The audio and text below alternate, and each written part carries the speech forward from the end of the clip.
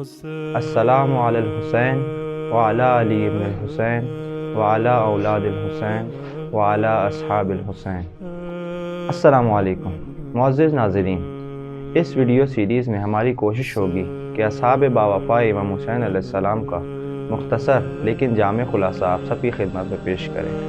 آج کی ہماری اس ویڈیو کا موضوع ہانی ابن عروہ کا مختصر سا تعارف ہے۔ جب جناب مسلم کوفہ آئے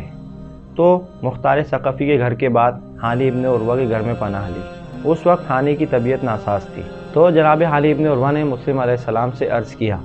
کہ اے مسلم، میں ابن زیاد کو پیغام دیتا ہوں کہ میں شدید بیمار ہوں، تو وہ ضرور میری عیادت کے لیے آئے گا، اور جیسے ہی وہ میری عیادت کے لیے آئے گا تو میں آپ کو ایک علامت دوں گا، وہ علامت دیکھتے ہی آپ اس پر حملہ کر دیے گا اور اس کو واصل جہنم کر دیے گا۔ جیسے ہی عبید اللہ ابن زیاد ہانی کی عیادت کے لیے آیا تو ہانی نے اپنے عمامہ سر سے اتار کر مسلم کو علامت دی،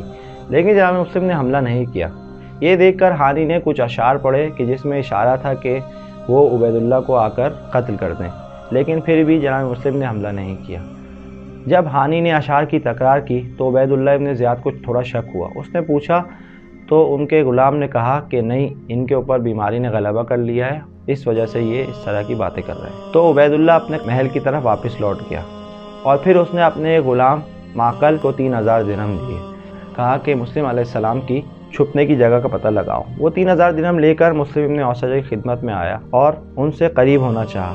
اور بالآخر اتنا ان کے پاس آنا جانا کیا کہ وہ اس غلام کو جناب مسلم کی خدمت میں لے گئے،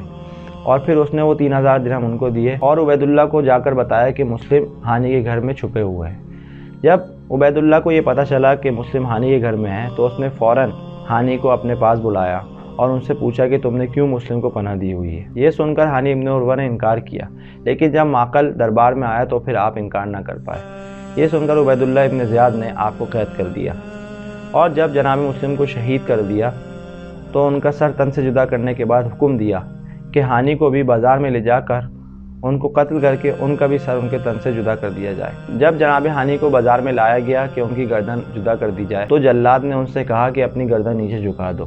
تو جناب ہانی نے فرمایا کہ میں اتنا سخی نہیں ہوں کہ اپنے قتل میں بھی اپنے دشمن کا ساتھ دوں، اور پھر جناب مسلم اور ہانی ابن عروہ کے سروں کو کوفے کی گلیوں اور بازاروں میں گھمایا گیا۔ ہانی ابن عروہ کے واقعے سے جو سبق ہمیں ملتا ہے وہ یہ کہ ہمیں اپنے وظیفے کے انجام دینے میں شرائط کو کبھی بھی بہانہ نہیں بننا چاہیے، اور کتنے بھی سخت شرائط کیوں نہ ہوں، ہمیں کبھی بھی اپنے امام کی مدد اور نصرت سے ہاتھ نہیں اٹھانا چاہیے۔